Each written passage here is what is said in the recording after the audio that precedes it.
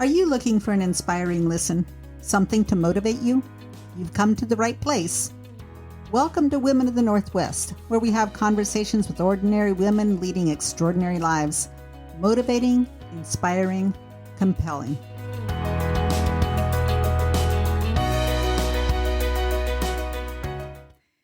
Hey, listeners. I'm your host, Jan Johnson, and I'm so glad you're here with me today. My guest started adventures traveling across the country with punk rock groups selling merch, then got a degree in tenant law, spent time working with the houseless and anti-violence, went on to work at the harbor in Astoria with victims of domestic violence. She received a master's degree in social work and now is an administrator at Oregon Coalition Against Domestic and Sexual Violence. Let's welcome Hilary Levine. Welcome, Hilary. Hi, thanks for having me. Yeah. So tell us a little about punk stuff. How'd you get Oh. Was that something you enjoyed as a teenager or just something you Yeah, it's funny. It's funny to think about how it started. I mean, I think I just fell into a love of punk music probably when I was like 11, 12. And a couple of my friends, even then in 7th grade, had their first punk band. Yeah. It was called The Mugs. And shout out to my best friend, Adam. I met him and we kind of got into it from there. I would say that for me, getting into punk music was a lot about politics. So, Oh, really? Yeah. So it was a lot of like DIY ethic and kind of more radical politics and kind of Bob Dylan. Yeah. Yeah. Yeah. So I grew up listening to a lot of like Bob Dylan and different kind of revolutionary music from my parents. And then I suppose that could be the same the same thing generationally for my generation. Yeah. So, Yeah. Interesting. Yeah. And so then I kind of just carried a love for that music and found friends that loved that music as well and ended up with a group of friends in the Bay Area. I lived in Oakland for years, and there's just really cool networks of bands that have toured all over the country and know each other. And so, you stay at each other's houses and they stay at your house. And then when you're on tour, you stay at their house and have, shows in their basements. And a lot of us like moved around from different place to different place, living in different kind of punk houses. And yeah, it was fun. It's a different kind of community. Yeah. Then. Yeah. That absolutely. you build together. And absolutely. Yeah. How fun. Yeah.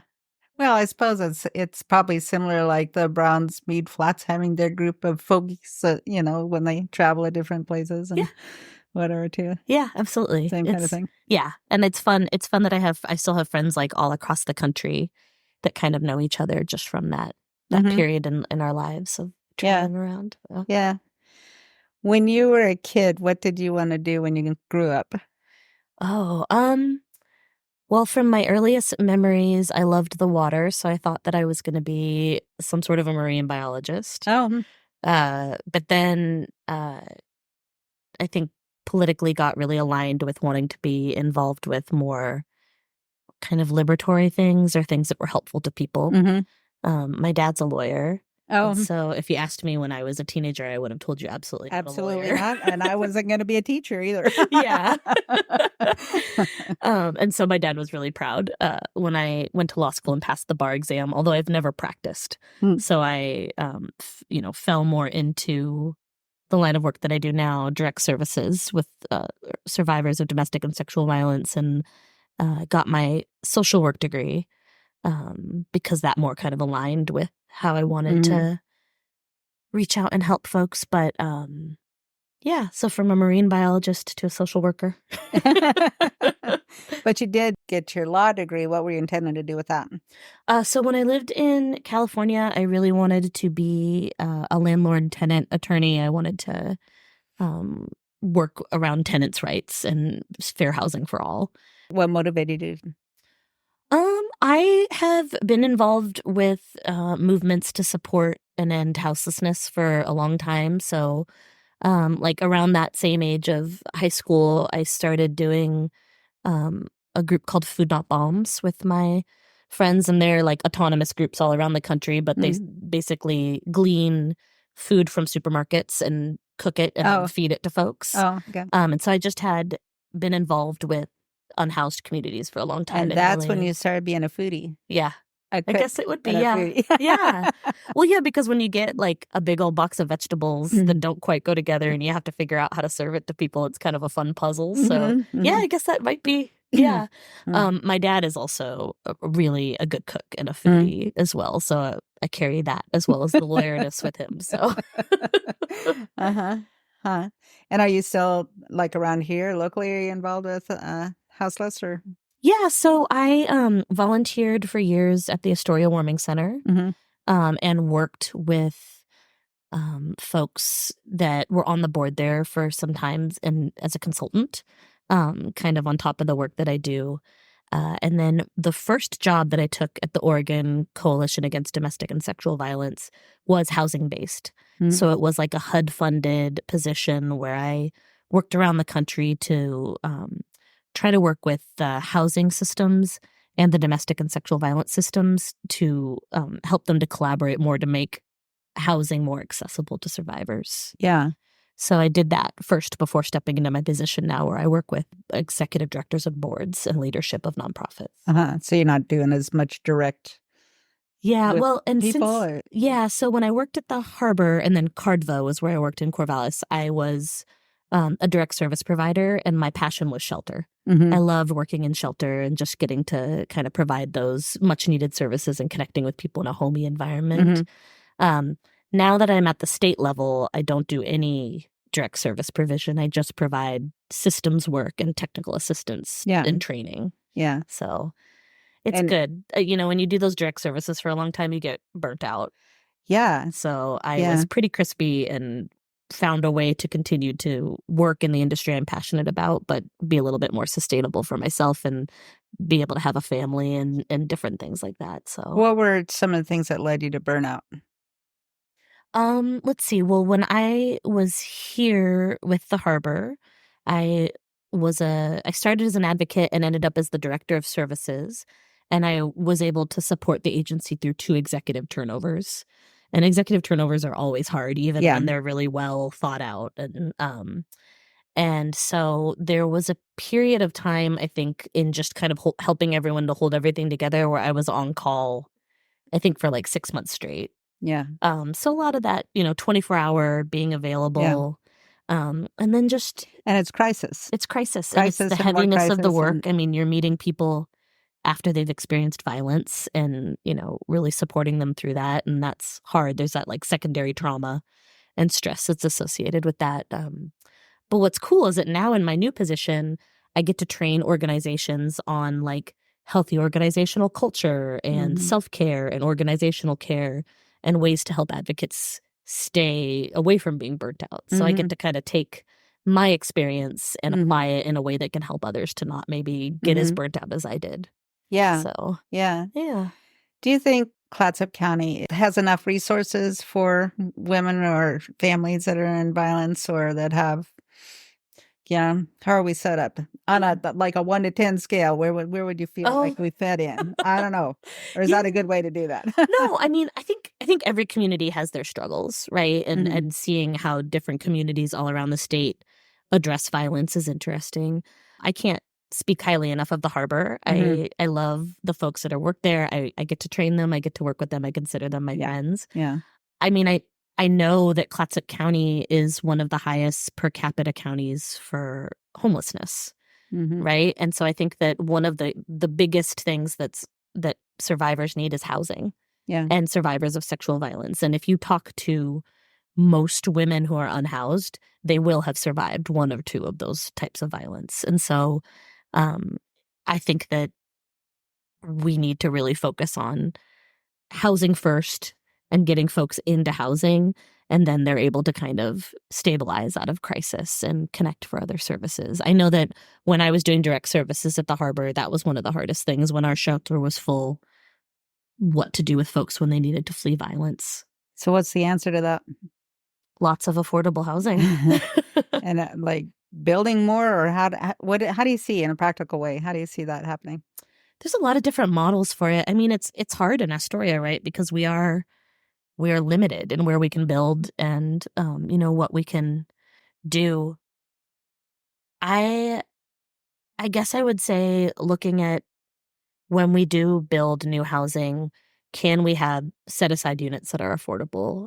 I know that Portland's doing that a little bit. And of course, things that work for big cities don't always work for small Right. communities. But I wonder if we could look at, a certain amount of subsidized housing within new builds, or things like that. But, it's so hard here because of the tourism industry and the use of how we use places. And I mean, folks who are working can't find housing. So then you think of folks who are fleeing with just their Right. clothes on their backs. How are they Mhm. going to find housing and kind of get back up and started is hard. Well, it seems to me that there needs to be some other subsidizing mechanism Yeah. in place as well, because, even with building new things, your materials are not cheap anymore, Yes. and labor is not cheap anymore. And so there is going to be a baseline. Yeah. It's not going to be houses for $80,000 anymore. You're not going to find that anywhere, or 150,000 or 200,000, it's just, Yeah. so that makes it really. Yeah. It really does. And I think sometimes I think we need to even look at our housing models, right? Like look at more multi-unit homes or, not smaller. I mean, Astoria, we're kind of more the model of like the smaller family homes. Mhm. But like Southern California, you look at these huge homes that people build and Yeah. for a single family. Yeah. And it's really hard to kind of like wrap your head around how so many people can live in those huge homes and then there are people who can't even like get an apartment, Right. So Yeah. that's really hard. I do know that like I think that you kind of just hit the nail on the head that it almost seems like nonprofits and funders need to step into a different realm of like development. Mhm. And I know that some are, but like we had an influx of funding from HUD Mhm. that kind of trickled down through to the harbor and CCA. And I know that what people have said is that even when they have subsidized housing like vouchers or different money to get folks apartments here in Clatsop County, there's not even the apartments to get. Right. So we do have to look at a different model of like creating those apartments or creating the housing, for folks. Tiny homes. Yeah, maybe. Although it's kind of hard to think of like tiny homes to me seems like almost another shelter model. Like at least the ones that I've seen them create for houselessness. I've seen some really beautiful tiny homes that people could live in forever. But Yeah. when people like present them as the answer, I get a little bit weary because it seems like it's just like uncongregated shelter. Like it's not sustainable for Mhm. people, or something that I think a lot of people would want to live in for a long time. But I don't know. I don't The have all flip the side, they were answers. living out in the woods, Yeah. so Yeah. Absolutely. it is sheltered. Yes. And I feel There's like something to be said for that. oh, absolutely. I mean, Yeah. there are still many days that I wake up in Brownsmead and wonder what dumb luck happened to get me here. Like, I love it here so much. Yeah. Well, it is beautiful here. It No is. doubt about it. Even if it's cloudy, it's still. It's the center of the universe. It's the Yeah, best it place is. to be. Yeah, exactly. Exactly. I love living on the water. Just having the slough out here and the sunshines and the sparkles, or Mhm. even when it froze, the whole thing was frozen and it just, the ducks are walking across the top of it. And so, yeah, it's just Yeah. lots of wildlife and Oh my gosh. birds. I stepped out of the Grange the other day during the lasagna feed and I was Uh-huh. chasing around my son. And those moments where you hear the wings flapping before you see the geese, and the Yeah. next thing you know, the whole Yeah. it's black above you and it's just geese. Oh, I mean, in those moments you can't help but stop and just look up and be in awe. And enjoy. Yeah. Yeah, it's Yeah. amazing. And I never really got to. I have never been around that much waterfowl before living here, and Yeah. they're fascinating. It is fascinating. Yeah. It's just there's so many different kinds. That's why I love having a bird feeder. Yeah. Because you just see different ones that, all congregate. And the thing that's amazing is, to me, is they don't care what brand you are. Yeah. You're just everybody come and eat. It's right here. We're all going to enjoy. We're not going to chase each other off. Yeah. We're all going to work together and just like. As long as you're not a squirrel, right? Yeah. Then you steer clear. Steer clear. Yeah. Right. Yeah, but it's so interesting. It It's is. just- yeah. Yeah. That's really pretty. So part of that, then, part of your background with tenant law and whatever, just segues into you're concerned with that as well. Yeah. I mean, it's interesting because I oftentimes in my job, like, so I went to law school and I'm not practicing as a lawyer, and I was kind of like, oh, is that a waste, you know? And you never know where life's going to take you. But Right. this job that I'm in currently is kind of this perfect synthesis of like all of my education and life experience and things that I've been drawn to. Like, if you had asked for someone to tailor a position for me, I feel like I'm in the right place, because you need kind of a legal mind to be able to think about funding and funders and work within systems. But I've done the direct services. I've worked with the folks on many different levels. And so I have a lot of experience and comfort with talking about what it means to provide direct services too. So, And it's just good to have administrators that have had feet on the ground. absolutely. You have a total different perspective that you bring to the table. Yeah, absolutely. Absolutely. I think Then, that, oh, it should be this way, or it should be, and you don't really know what the reality of what that is. yeah, absolutely. I think that that's actually a part of my job, is trying to identify means by which folks who start off as advocates can step into leadership roles and can develop the skill set to go from advocacy to leadership. And so that's been a really interesting thing to look at. So. Here's a question. Some of the women who have been in domestic violence, have you ever trained any of them to step into this other role of being advocates, or to work in that field or in some aspect? Or yeah, I mean, so it's interesting, right? Because our movement, like the anti-violence movement, and particularly anti-domestic and sexual violence movement in the US, was a grassroots movement. So it was folks who had survived kind of starting the movement. And so the majority of folks that you know that step into the role have organically done that. Like, I would say that the majority of folks that I have worked with in this field are survivors themselves to some capacity and are drawn to the work. So touching on a little bit about what we talked about around self-care and burnout, that's more of the way that it seems like we help to prepare folks, because when you're someone that comes with a history of experiencing domestic or sexual violence, your ability to burn out is much higher. You've experienced the crisis and the trauma firsthand. Right. It makes you an amazing advocate, and you know what folks have experienced, and there can be that peer-to-peer kind of relationship. But you do have to do a lot of extra work to make sure that you're able to maintain in the role for a long time. So rather than having to kind of train or entice people into it, I think they come naturally. Yeah. And we have to find ways that the systems can not burn them out. Right. Yeah. Right. And it isn't, I think it's really great that there is so much education now on trauma-informed practices. Yeah. You know, where it hasn't, especially in education, you know, where it has not been before. I mean, it opens your eyes to, oh, maybe that's why they're acting out. Maybe that's. Yeah.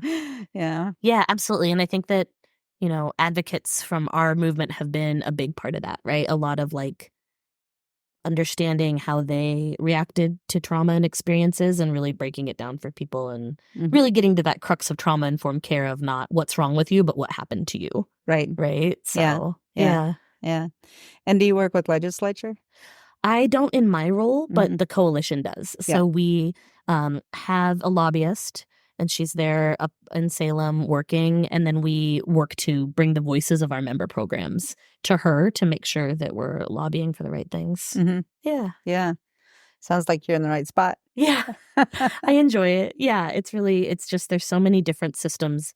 I mean, that's the beauty of domestic violence advocacy, is that I like to think of them as like they just wear so many hats, right? So a lot of agencies will be so secluded into like just one system, right? Like you go to a housing system and they can help you navigate that, or the hospital can help you navigate this. And the advocates kind of know a little bit about how to navigate every system. Yeah. Because they have to, because they're there to support survivors and walking through any system that they need to. And so there's so many lenses by which you can apply it.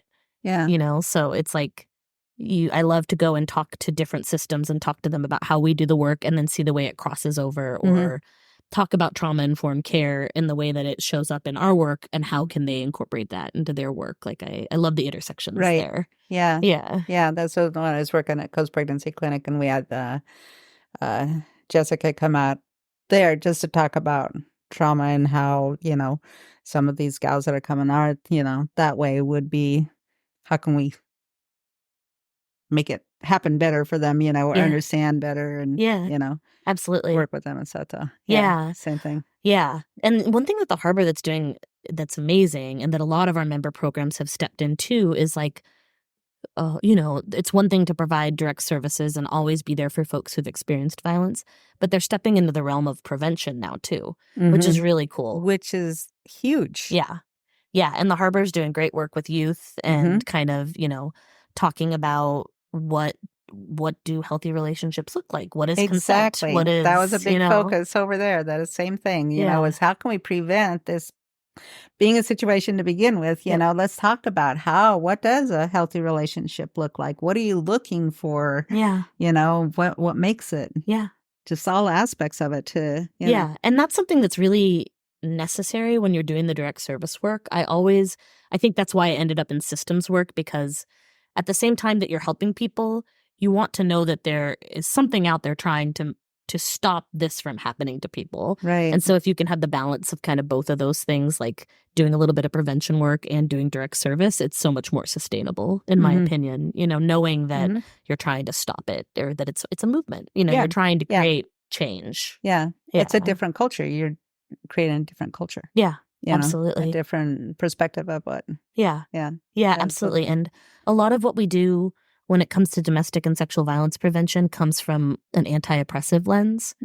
So, a lot of, abuse is folks leveraging a privilege that they have, or the idea that, one group of people or one gender of people, has more worth, or, should act in certain ways. And so a lot of what we do in our funding and with the member programs is really breaking that down as a means of prevention, right? So power dynamics and who chooses to leverage what power over what types of people. And it's really interesting. And even with the, developing or talking about relationships, or what are the red flags to look for? Yeah. Of things that, no, when that happens, that's not okay. Yeah. Yeah, absolutely. And looking at the why. Why does someone think it's okay to act that way? Why do they feel that they are entitled to have power over this person? Right. Yeah. Little psychology. Yeah. Yeah, totally. Is that us? What would be your biggest vision right now? Biggest vision in terms of your job and what you're doing. What you're, I would love to see. Yeah. I would love to see us fund more grassroots movements. So, like, talking about the domestic and sexual violence movement nationally in the US, it was a grassroots movement, and it was people just seeing a need and meeting it. And of course, over the years, we have created funding sources and kind of the professionalization of it. And with that comes a lot of restrictions and slow movement to be able to meet needs as they change. I would love for funders and folks who think about nonprofits and how they function in our society to think a lot more about, like, less restricted money getting into the hands of folks who are doing the work, and knowing that everything is interconnected, right? So when we talk about prevention, one of the biggest things that you can do to prevent sexual violence for women or folks of marginalized identities who are living on the streets is to get them housed, right? So if we see that all as interconnected, let's take away all the red tape and just make that happen. Yeah. Instead of kind of compartmentalizing and siloing the work that we do and restricting funding so that people have to jump through hoops in so many different ways to make that happen. So I'd really love to just see kind of a return to a grassroots ethos. You know what I mean? Like, communities being able to do what they need to do to meet the needs of their communities. Yeah. So mutual aid is a wonderful kind of example of that. People stepping up to do it, but I wonder how we could get more of our tax money behind that. You know? Yeah. Yeah. Which means, less funding of other things. Yeah. And how that, and lobbying for it and making it happen. Yeah. Yeah. There's got to be other ways to do it. It's just so interesting. I mean,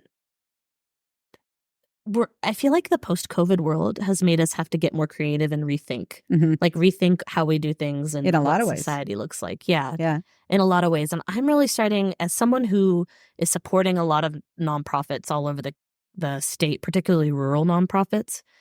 I just don't know if the nonprofit model, particularly the board model, is functional or sustainable for small nonprofits.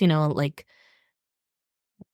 finding people who are tapped into the cause, who have the skill sets necessary to oversee. I mean, we've seen it in Clatsop County a lot, right? It's hard to find board members and keep board members and, have folks who are able to kind of understand fiscal things that go along with a nonprofit as well as the direct services. And that's what I've been, doing a lot of training on with boards through my role is, fiscal responsibilities and all of the kind of nitty-gritty of board service. And it's hard. And I wonder if there's a different model that could serve us better.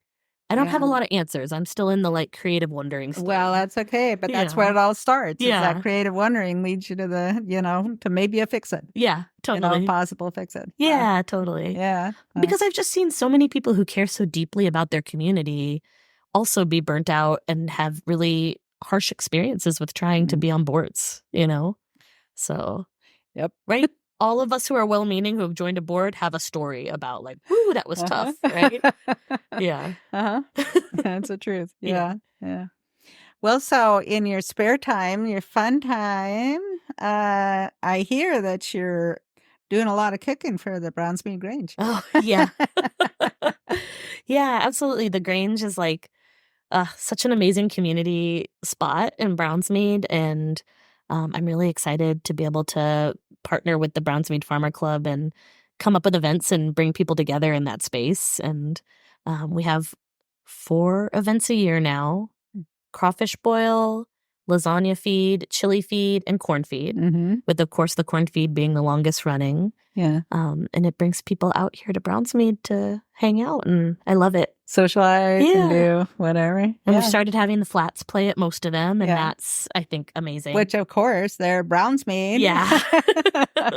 They originated here. Yeah, absolutely. But I try to do other little things too. I love that building and I love that space, and we want to find ways to just make it more back to kind of being a community space, right? Not just fundraisers, but do folks need access for kids to be inside, or during the winter, what should we do to have it be serving the community? Yeah.